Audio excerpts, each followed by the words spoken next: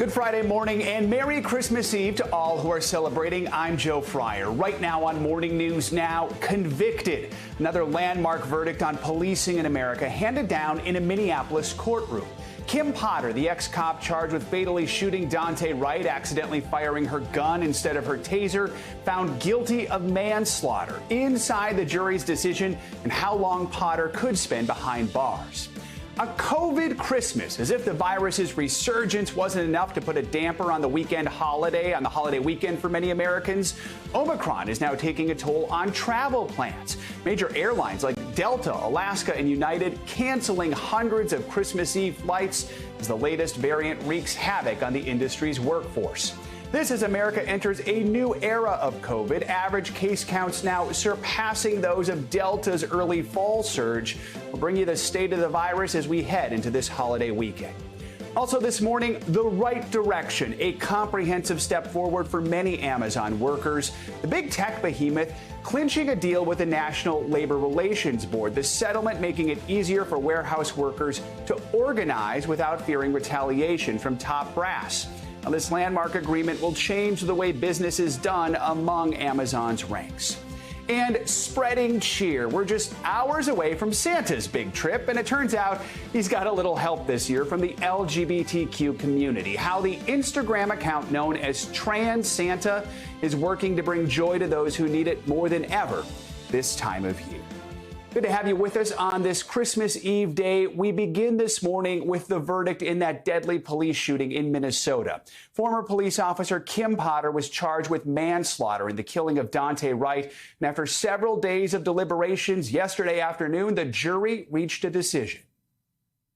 We, the jury, on the charge of manslaughter in the first degree while committing a misdemeanor on or about April 11, 2021, in Hennepin County, state of Minnesota, find the defendant guilty. The verdict on count 2 is we, the jury, on the charge of manslaughter in the second degree, culpable negligence on or about April 11, 2021, in Hennepin County, state of Minnesota, find the defendant guilty.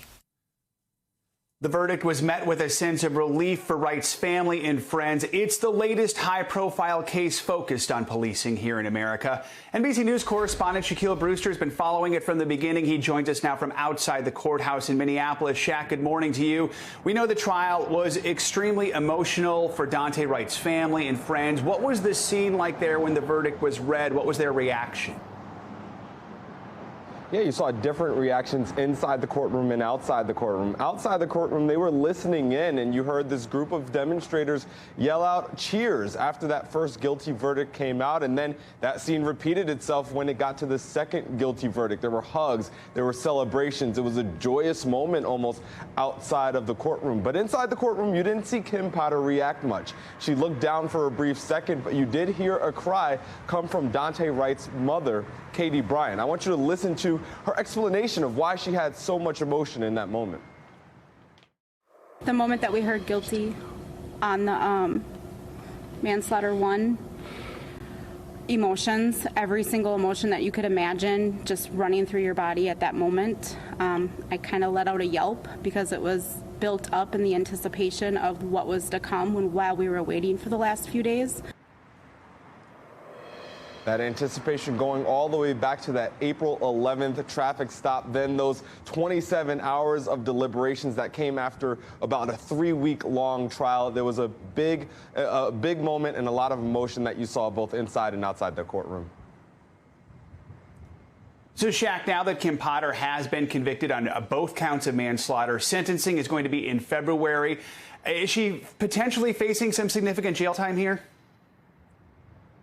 She is up to 15 years in prison, though it's important to note that sentencing guidelines in this state put that at about half that time, somewhere between 6 and 9 years. However, the prosecution over the next couple of weeks and months will be arguing for so-called aggravating factors, claiming that because of her position of authority, for example, this crime was more egregious, that she should serve something closer to that 15-year period. This is something that's going to be worked out between the defense and prosecution. The argue it out, I should say, over the next couple of weeks and months. That sentencing date will be on February 18th.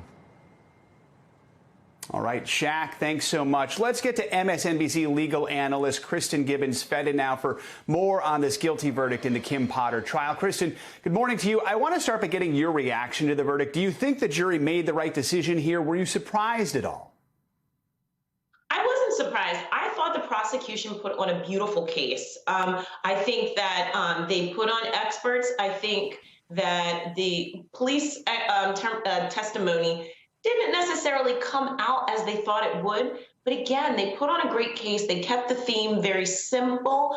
And I think one thing that's really important to point out is that the jurors took their time.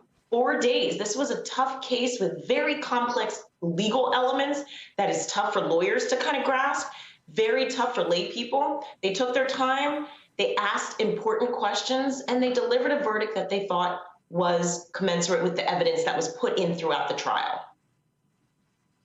Kristen, when we look back on all the events from the trial, some of which were very emotional, do you think there was a key moment that led to this verdict? Yeah, I thought there were several key moments. But I think from a legal perspective, putting aside the very emotional and touching testimony from Daunte Wright's mom, dad, and his girlfriend at the time, I think the two most important things was the use of force expert put on by the prosecution and Kim Potter's testimony. The use of force expert from the prosecution gave the prosecutor the elements she needed to argue in closing, which, as we see from the jury verdict, was ultimately successful. And I thought Kim Potter, although I thought she needed to testify, it was unhelpful for their case for many reasons. Most importantly, I thought that her expression of remorse was inconsistent with the video that we saw. I mean, looking back, do you think it was a mistake for her to testify, or do you think she had to in this situation and it just in the end didn't help her? I think she had to testify. You know, she had to explain that she saw the fear within Sergeant Johnson's eyes, and that's why she made the moves that she did. You know, I think that the direct examination went well, but I thought she wasn't very well equipped for the cross-examination that the prosecutor effectively delivered. Kristen, I also want to get your reaction to what Minnesota's Attorney General Keith Ellison said to police officers yesterday. Take a listen. My thoughts are also with those who work in law enforcement and public safety. We hold you in high regard, and we also hold you to high standards. We want you to uphold the highest ideals of our society and ideals of safety. And when a member of your profession is held accountable, it does not diminish you. In fact, it shows. It shows the whole world that those of you who enforce the law are also willing to live by it. So, Kristen, what do you make of those comments? Do you think this verdict will bring about more changes to policing in America? Absolutely. You know, as a former prosecutor, former trainer of police officers, I think what is going to happen is there's going to be a lot more emphasis on de-escalation matters and what happens at a traffic stop and when it is appropriate to actually stop someone. Keep in mind, you know, Mr. Wright was stopped for air fresheners and expired tags. And we're talking about during a pandemic when there's a lot more serious things to look into. And so I think there's going to be a lot more efforts on police reform. I think the other thing to point out is that with a jury that was of 9 Caucasians, 2 Asians, and 1 Black American, we now see that policing in America is not just a concern for Black Americans, but for all Americans. Kristen Gibbons-Fedden, thanks so much for joining us. Hope you and your family have a great holiday weekend. Now to the pandemic. Cases of the Omicron variant are surging as millions of families across the country are expected to gather for Christmas Eve tonight and Christmas tomorrow. An average of 168,000 Americans are testing positive for COVID every day right now. That's higher than the peak of the Delta variant surge. The demand for testing is also surging, especially in places like New York City. Neighborhood after neighborhood, testing lines are still wrapped around the block as new cases break records. This as the city makes a decision on what to do with the New Year's Eve celebration in Times Square a week from today. NBC News correspondent Kathy Park is in Times Square with the latest. Kathy, good morning. Hey, Joe, good morning to you. Well, the New Year's Eve bash here in Times Square is still on, but it will be scaled back. Due to rising COVID cases, the crowd will be capped to just 15,000, and everyone will be required to wear a mask and be vaccinated. This morning, surging COVID cases across the country, reminding us a pandemic isn't taking a break this Christmas. In New York, where infections continue to skyrocket, roughly 10,000 at-home tests were handed out, but it's still not enough to keep up with demand, as testing lines in some spots stretch around the block. I did one yesterday where I waited for 2 hours. It's crazy everywhere around town. Even as the Omicron variant tightens its grip, a scaled-back New Year's Eve will move ahead in Times Square, where revelers will be masked and fully vaxxed. I'm all for it. If you're vaccinated, wearing a mask. Travel is rebounding too. Now through January 2nd, more than 109 million Americans plan on driving or flying to their destinations, a 34% bump from last year. I guess we didn't want to cancel our plans second year in a row. But overnight, hundreds of flight cancellations. Delta, United, and Alaska Airlines citing the impact of Omicron on their workforce. And on a Royal Caribbean cruise, 55 passengers and crew tested positive. The cruise line saying they were fully vaccinated and showed mild to no symptoms. As the coronavirus hangs on, health officials say we're in a better position now to fight back. This week, the FDA clearing 2 antiviral COVID pills from Merck and Pfizer. We have every tool we need to put this pandemic behind us. And hopeful news from a UK study. Those infected with Omicron were 2/3 less likely to be hospitalized compared to Delta. And with hospitals feeling the strain once again with this latest wave of COVID cases, the CDC issued some updated guidance for healthcare workers who test positive for the virus and are asymptomatic. They can now shorten their isolation period from 10 days to 7 days and head back to work with a negative test. Joe, back to you. Kathy Park in Times Square on this Christmas Eve. Let's bring in Dr. OWAIS DURRANI. He's an emergency medicine physician in San Antonio, Texas. Doctor, good to have you with us. Let's talk about the CDC shortening quarantine periods for healthcare workers. If they're asymptomatic, they can return to work after 7 days and a negative test. If they're boosted, they don't need to isolate if they're exposed to a positive case. So what do you think of this guidance? Is it okay, and will it keep you and your colleagues safe? And what about the patients you're treating? Good morning. Absolutely. I think this is the right call. Every day I go into work, there are more and more physicians, nurses, respiratory technicians that are out, and that makes it more difficult for us to take care of our patients. Healthcare workers in general are mostly vaccinated. We wear masks almost all the time. And then on top of that, we're getting tested. And so you're asymptomatic and you're 7 days out. I think it's the right call to get back to work, and the data supports that. The data supports that we're going to be keeping our patients safe, number one. We're going to be keeping each other safe, and that we're going to be able to care for the patients that show up. I think it's also time to see if this is expandable to other kind of critical infrastructure. So airline employees, police officers, and other kind of core groups of individuals that make sure that our society keeps running. Something tells me this might evolve as we learn more about Omicron. I want to ask you about new data from the UK suggesting booster protection against symptomatic Omicron cases wanes, specifically with the mRNA vaccine. So for people who were given 3 Pfizer doses, vaccine effectiveness dropped from 70% to 45% in 10 weeks. But Pfizer recipients who got a Moderna booster still had 75% effectiveness after 9 weeks. Lots of numbers there, but what does all this mean? Should people be concerned about the level of protection they got from their booster?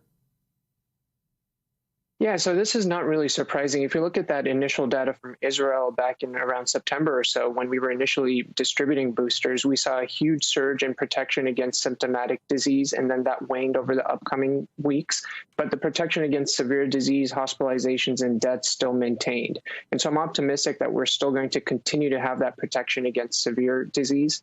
On top of that, we've said from the beginning that there is no one tool that's going to end this pandemic. And so vaccines are a cornerstone of the strategy to end this pandemic, but we have to continue to layer other measures on top of that, which include masks, testing, and other mitigation measures to protect us from that symptomatic disease. But I'm optimistic that the worst of the consequences of COVID-19 you're going to be protected against that if you're vaccinated. So, doctor, for families hoping to gather for Christmas or New Year's next week, what's your advice? How can they see their loved ones, spend time with them, and still feel safe? Absolutely. So the simple answer is get vaccinated, get boosted, wear a mask, and get tested before gatherings. We all know the reality of getting tests is very, very difficult and they're hard to find. And so 2 tips. If you're getting together with your family and you have a few tests, say 5 tests, get the person who's the highest exposure risk tested. So that's not grandma and grandpa who've been isolating at home for most of the pandemic. That's going to be the college students who come back 2 days before the gathering. Second tip, if you're going to multiple gatherings, get tested before the gathering where you're going to be in contact with the highest risk individuals. And so if you're going to be in a gathering with younger, healthier people, maybe don't get tested. But if you're going to be around grandparents or immunocompromised, get tested. And so unfortunately, we're going to have to learn how to use these tests in a smart way throughout the pandemic. But I think that'll kind of provide some guidance. And most of all, happy holidays. You know, we've spent much time without our families, especially last winter, and we get to see our families this time around. And so enjoy that. All right, Dr. OWAIS DURRANI, wishing you a happy holidays as well. Thanks so much for taking some time on this holiday morning to offer some important advice to everyone. We appreciate it. Now, if you're not flying this holiday, you might be among the millions of drivers who are gearing up to hit the road. So what can you expect to see on your way to Grandma's house? Well, state troopers are out in droves trying to rein in speeders and distracted drivers. NBC News correspondent Tom Costello has more. Eager for a Christmas escape, Americans have been on the move from I-95 to I-5 east to west, I-90 to I-10 north to south. Madison CRUZ opting to drive 700 miles to avoid potential COVID exposure while flying. The potential of taking it home to our families who are all coming from different places is just too much of a risk. Gas prices higher than last year, but coming down. Unleaded now averaging $3.29 a gallon. A 500-mile trip from Dallas to Kansas City costing $66 in gas, $2 cheaper than a Thanksgiving. In Virginia, State Trooper Sean Hovenden on watch. Can you mark me out with the disabled vehicles? A top concern nationwide, distracted, impaired driving, and speed. Speeding surged 11% last year, pushing a big spike in fatal crashes. Virginia drivers recently ticketed for doing 106, 115, even 140 miles per hour. A trooper who'd stopped a speeder escaped injury after his car was hit by an allegedly impaired driver.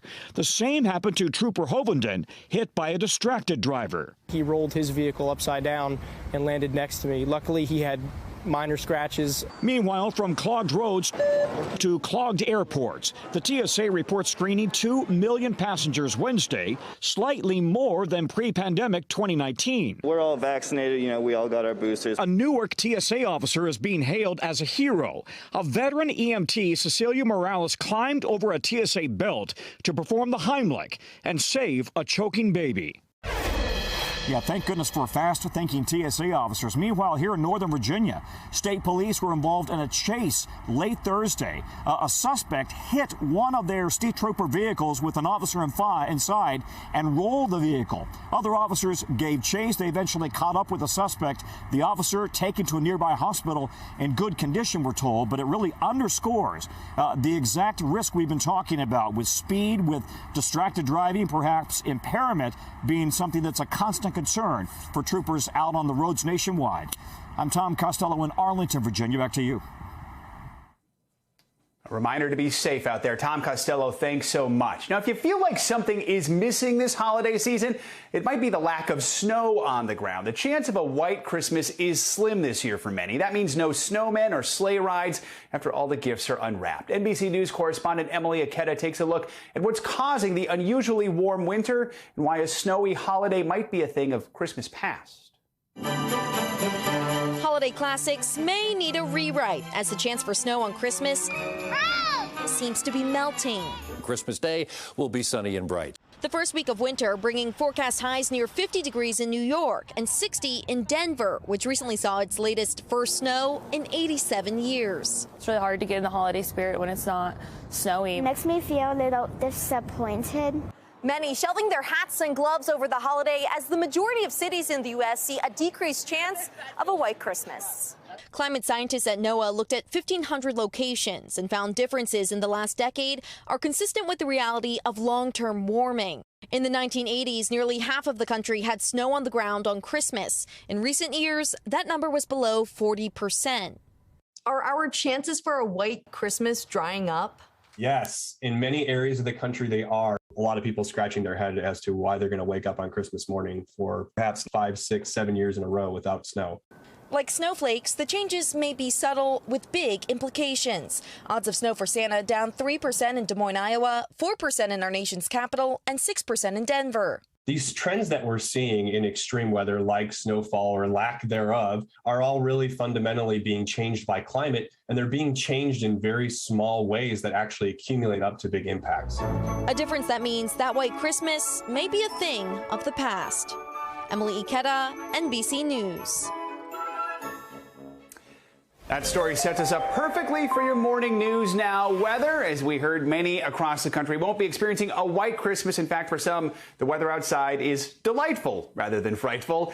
Good news, Bill Cairns is with us on this Christmas Eve day morning. Bill, good to see you. Hey, great to see you, Joe, on this Christmas Eve. And guess what? It snowed at my house last night, and I have an inch, and it's only going to last like 2 hours and melt, so it's not going to quite be a white Christmas. And that'll be the case for a lot of people that were just north of New York City. I'm in northern New Jersey. I know people in Connecticut have slick roads, Rhode Island, Massachusetts, upstate New York, and Albany. So it snowed about an inch to an inch and a half in many areas. So be careful heading out the door in those areas. But let's take you out west where the monster storm systems are moving through. So the first one's heading through Southern California. A good dose of rain. I mean, when it's raining in Phoenix, you know you got a pretty significant storm system you're dealing with. And now we're going to watch another band of heavy rain that's going to push back towards Los Angeles during the early mornings here. So this is where all the worst weather is if you're flying today, especially Los Angeles Airport, LAX, heading out to Sky Harbor Airport in Phoenix.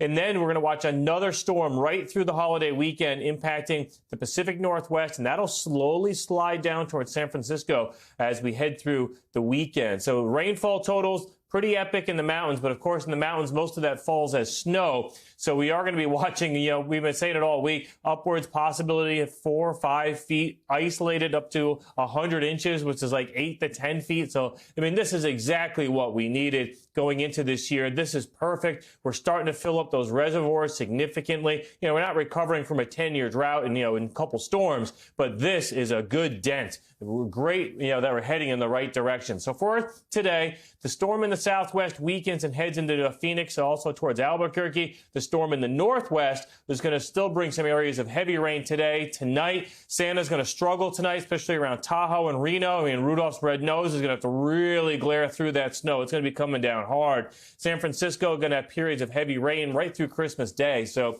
just be prepared for your travel plans for that. So forecast-wise at the airports, Los Angeles today and Phoenix and Vegas, some of the worst of the airports. Notice, Joe, everything in the east today, everyone should be able to get to Christmas. No problems whatsoever. That is, if the airlines didn't already cancel your flight, though, because of COVID issues. So if it's not one thing, it seems to be the other, doesn't it? Yeah, no kidding. But, Bill, you got your Christmas gift, a little bit of snow, but it sounds like you don't have to shovel. No. That's right. It's perfect snow. Perfect. All right. Sounds good. Happy holidays, my friend. Thanks so much.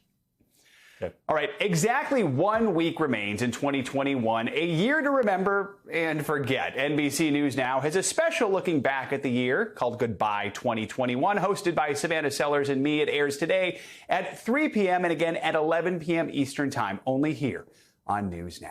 Coming up on this special holiday edition of Morning News Now, the latest in former President Trump's battle with the Supreme Court over documents related to the January 6th insurrection. Plus, COVID and Christmas around the world. How some nations are celebrating this weekend's holiday with Omicron on the loose. Those stories, and we'll have some fun stuff too. Stay with us. We're back with the latest on the January 6th investigation. Former President Trump is now turning to the Supreme Court. He's calling on the justices to block the release of hundreds of pages of documents requested by the House committee that's investigating the Capitol attack. That House panel responded by asking the High Court to expedite its consideration of Trump's request, setting up a showdown among all three branches of government. NBC News reporter Julie Sirkin is covering it all for us. Julie, good morning to you. So it isn't exactly surprising that this battle between the former president and Congress would end up in the Supreme Court. What is Trump asking the court to consider? And do you have any insight into whether the court will actually expedite the hearing? Good morning, Joe. Thanks for having me. Well, look, the president, we knew this would happen, right? The president has been fighting the release of these documents from the National Archives to the January 6th Select Committee for some time now, ever since they requested it. We know that he first tried to use his executive privilege. President Biden, of course, denied that claim, and then he moved through the court process, now kicking it up all the way to the Supreme Court. And we don't know whether they will take this up, but look, let's look at what he's trying to get them to stop being released, right? It's over 700 pages of documents that he says the Select Committee has no authority to review. His lawyers argue that he does still have a constitutional right to keep those hidden. And the committee, as you mentioned, asked the Supreme Court to sort of expedite taking up the case. This means they don't even know whether they will take it up in the first place, more or less have a decision. So the panel asked them to basically decide to have a decision by mid-January, but otherwise it could drag all the way into the summer. Joe? Julie, let's talk about these documents the former president is trying to keep private. What do we know about them? Why are they so important to this House Select Committee? Well, they're sort of the missing piece. The committee, the chairman, Benny Thompson, has said that this is critical to their investigation. There's 700 pages of documents the National Archives currently has and the committee wants, and they include call logs, visitor logs, White House logs from the day, January 6th, basically everything that we could possibly know about what the former president did and said, who he spoke to on that day. It includes draft speech text for those rallies that he held before the rioters stormed the Capitol. It includes even Kayleigh McEnany's, the former press secretary's, text when she was replying and responding to the riot that took place on that day. So basically, the missing link for the committee now, obviously they've heard from the former chief of staff. They've interviewed over 300 witnesses already, but they haven't heard from the former president himself. And this is sort of the missing link that the committee wants to know what the former president did and said on that day. Julie Sirkin, thanks so much. Appreciate it. Let's take a look at what's making news around the world this morning. NBC's Claudio Labonga is with us from Rome. Claudio, good morning to you.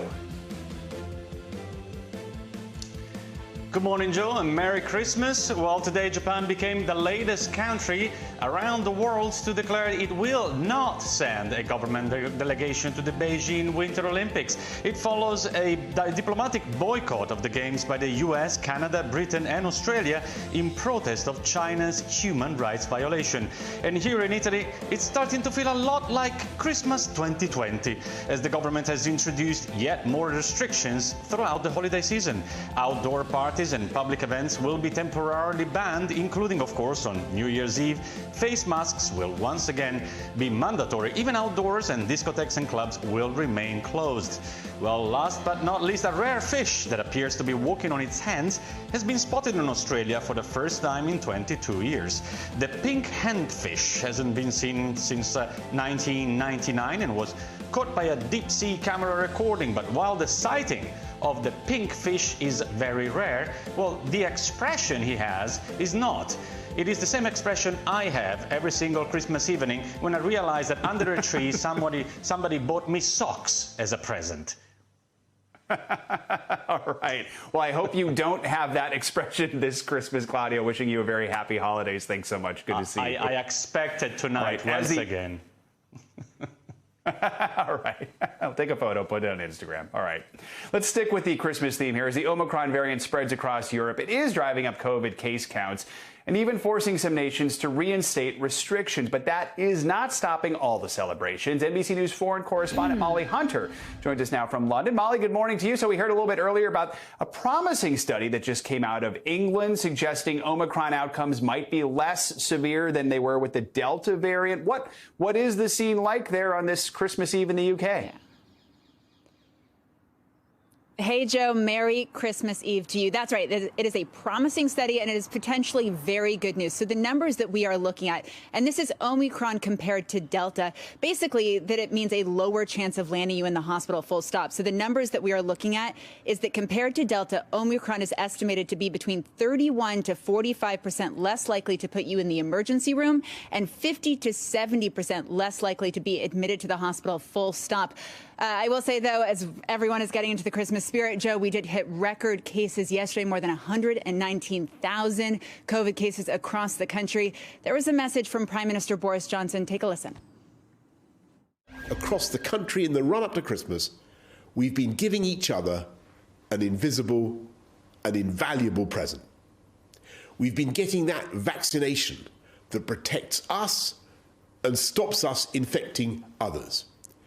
And I hope I can be forgiven for taking pride in the immense spirit of neighbourliness that the people of this country have shown. So the Prime Minister and this government really trying to avoid restrictions, Joe, before Christmas and really hammering home the point, get vaccinated. By the numbers. 82% of people across the country over the age of 12, Joe, have had 2 doses.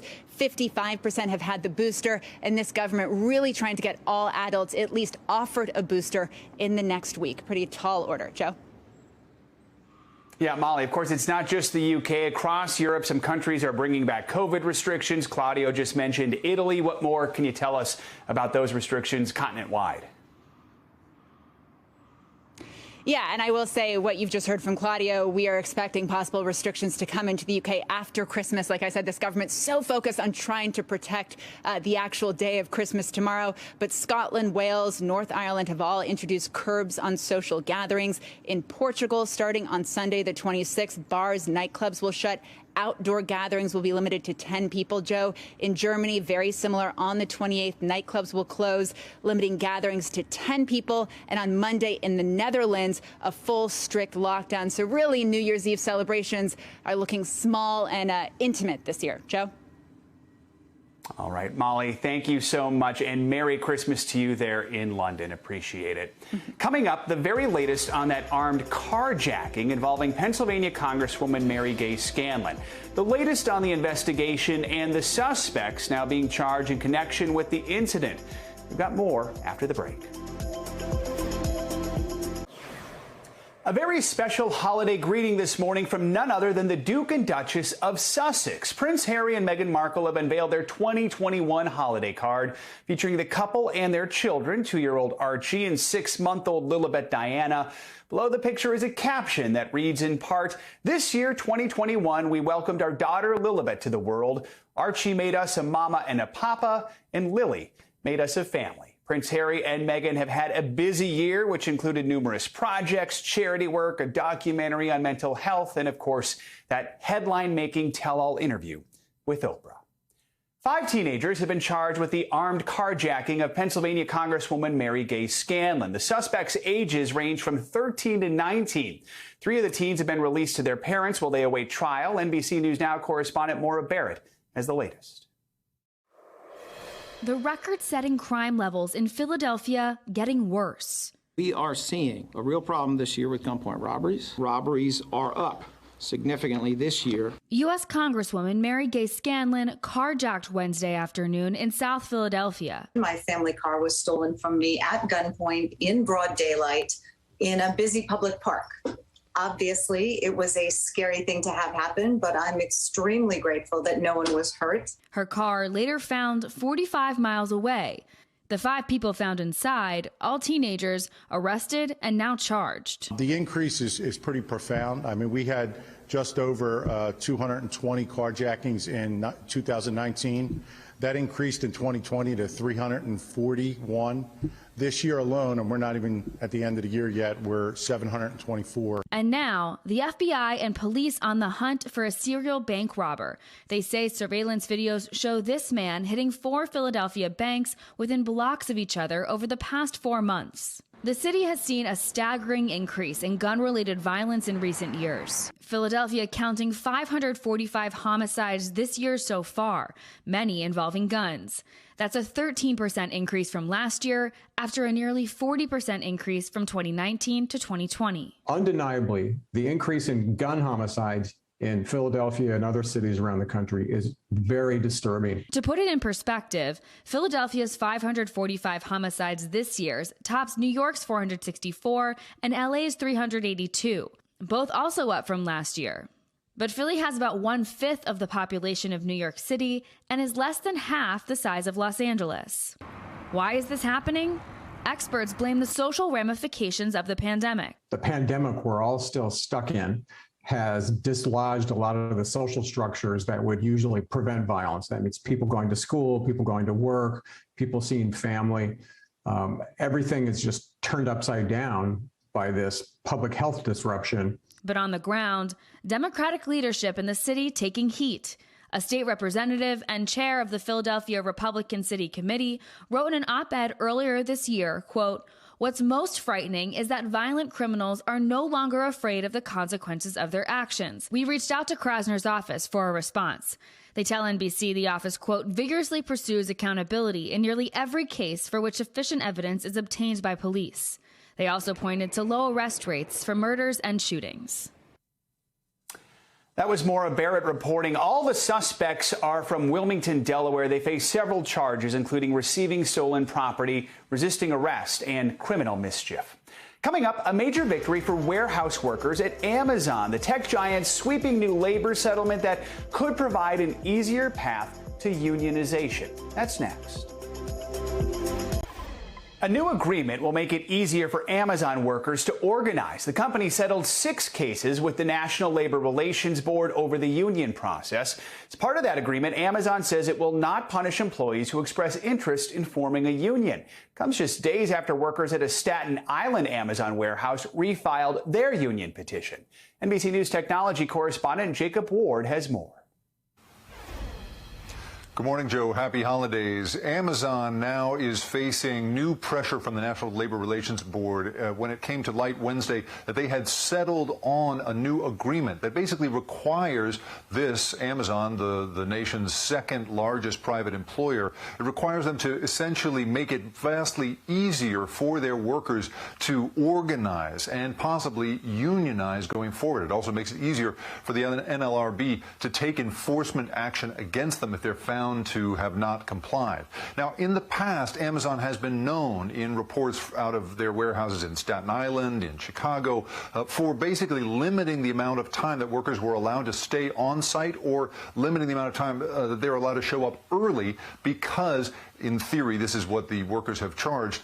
They were keeping them from then organizing, hanging out, handing out pro-union literature. This is going to, in fact, make it vastly easier and more permissive for those workers to be together, to have that time at the edges of their shifts to unionize and hang out. You know, we spent a great deal of time covering the union efforts in the past. We went down to Bessemer, Alabama to spend time with the workers there who tried to unionize against Amazon and then, of course, lost their vote. That vote about a month ago was then thrown out because it was found that the vote had been irregular and that undue pressure had been brought on it from, again, the second largest private employer in the world. Now, this, of course, all bumps up against Amazon's real, strategy from the beginning. Jeff Bezos pioneered the idea that he'd have basically a workforce that was not permanent, that he intended to turn over on a regular basis. But that, of course, has bumped into this great resignation that we're facing now, and that's part of why Amazon has increased their pay, offered new benefits, and has gone on this hiring spree. At this point, worldwide,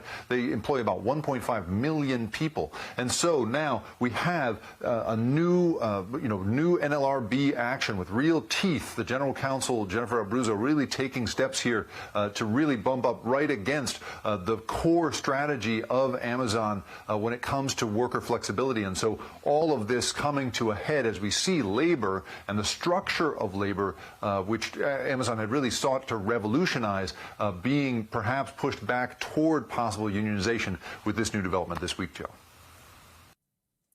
Jake Ward, thanks so much. All right, sure, it's Christmas Eve, but it's also Friday, which means it's time for our can't miss list. All the movies, TV, and music you should check out this holiday weekend after opening those Christmas presents. Plus, we've got some tips on how to gear up for 2022 with the new year now just 1 week away. Joining me now with some of her top choices is Carolyn Lippo. She's an entertainment editor at Insider. Carolyn, thanks for joining us on this Christmas Eve day. So this weekend, those who traveled home to their families might be cycling through some holiday classics. But for those who weren't able to make it home, especially those who maybe tested positive with Omicron or are quarantining just as a precaution, what can they watch right now? Because they need something to keep them busy. Of course. Good morning, Joe, and happy holidays to you as well. I believe the big film release this week is, of course, the long-awaited sequel, The Matrix Resurrections. The sci-fi action film is the 4th in the series, and it hit theaters and is streaming on HBO Max as of this Wednesday, December 22nd. Critics are really loving this return to The Matrix. It's the first new film in the series in 18 years. The last movie was The Matrix Reloaded back in 2003. Resurrections functions as sort of a sequel and a reboot of sorts. It sees one of the original directors, Lana Wachowski, returning to continue the story that she started with her sister back with the original film in 1999. And fans of the original movies will be thrilled to see Resurrections has Keanu Reeves reprising his beloved role as Neo and Carrie-Anne Moss returning as Trinity for an all-new adventure. And of course, there are some new faces in this one as well, including Yahya Abdul-Mateen II, Jonathan Groff, Priyanka Chopra Jonas, and Neil Patrick Harris. And of course, people will expect plenty of thrilling action sequences, just like the first three films. Of course, plenty of action. Okay, so we talk a lot in this segment about holiday music. So what are some of the newer holiday tracks we should all be adding to our Christmas playlist this year, and then they'll just stay on for years to come? Oh, there are so many new modern Christmas and holiday classics that have come out just in the past 2 months alone. Most recently, Ed Sheeran teamed up with the legendary Elton John to release a new holiday single called Merry Christmas that was released on December 7th. And there's a really fun music video to go along with that, which I believe we're seeing a bit of right here on the screen. And it's just the perfect thing to have on in the background during your holiday party or dinner with family. In addition to that song... Carolyn, keep going. No worries. Sorry, keep going. Oh, no. And then, of course, there's Kelly Clarkson with her brand new holiday album, When Christmas Comes Around. Santa Can't You Hear Me with Ariana Grande is an excellent new tune. It's definitely destined to be a classic. And, of course, you can't forget about the Queen of Christmas herself, Mariah Carey. If you ever tire of listening to All I Want for Christmas Is You on repeat, you'll definitely want to check out her new song, Fall in Love at Christmas, which was released in November. All right. I'm liking the new Kelly Clarkson album, too. Carolyn, thank you so much. Happy holidays to you. Appreciate it. Coming up, spreading a bit of holiday cheer to those who might need a little extra this year. The nonprofit that's using Instagram to donate gifts to trans youth in need. That's up next.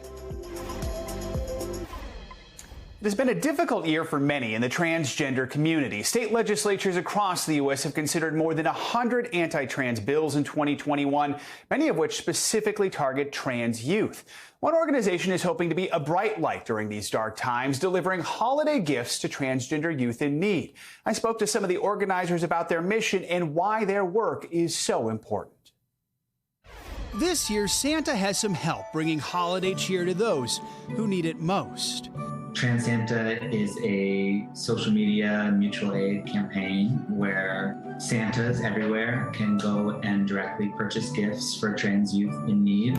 Rather than climbing down the chimney and putting presents under the tree, these gifts are ordered online. You don't have to go into a store or go anywhere. You can just send something to somebody that they've asked for and make their holidays a little bit brighter. Co-founder Kyle Lasky started Trans Santa last year. The nonprofit uses Instagram to share messages from trans youth in need. There's like a link in the bio, and then you click on the picture that you want, that you saw on the Instagram feed. It just takes you to the Amazon wish list. With more than 116,000 followers, managing the account takes a few different helping hands. What do the elves do?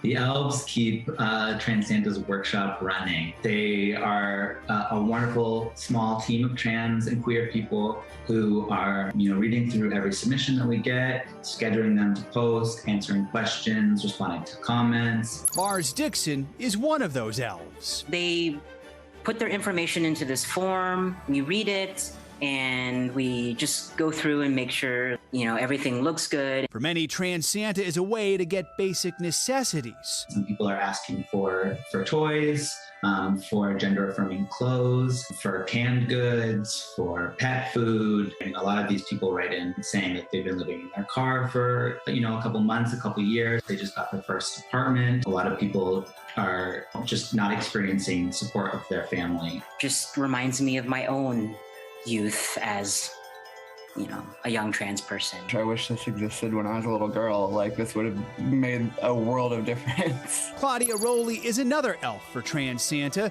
She says some stories hit closer to home.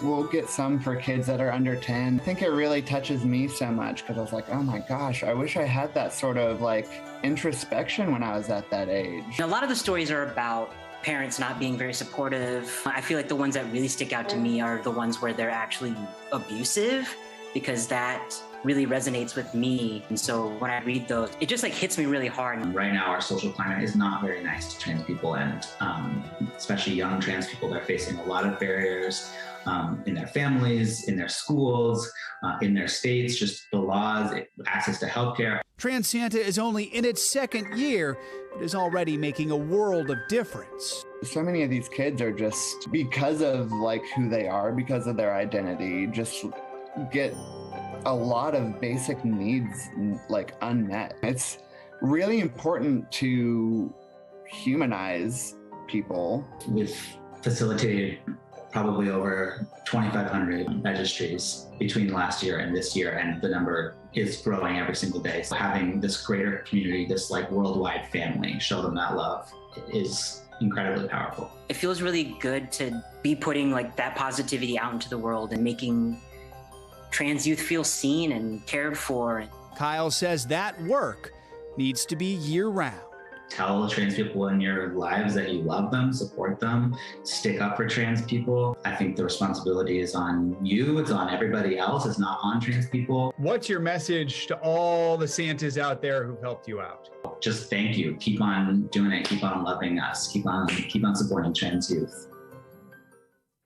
An outstanding effort. And to learn more about Trans Santa or to donate, you can visit their Instagram page at Trans Santa, 1S as you saw there, or go to transsanta.com. Now, as 2021 comes to an end, we want you, our viewers, to know how grateful we are to you for allowing us to be part of your morning routine. You see Savannah's face, you see my face, but what you don't see is our incredibly talented crew. They work tirelessly behind the scenes overnight, putting together our newscast every weekday. So we'd like to take the next few minutes to introduce you to the rest of the Morning News Now family, as we wish you and your family a very happy holidays. And as always, the news continues at the top of the hour.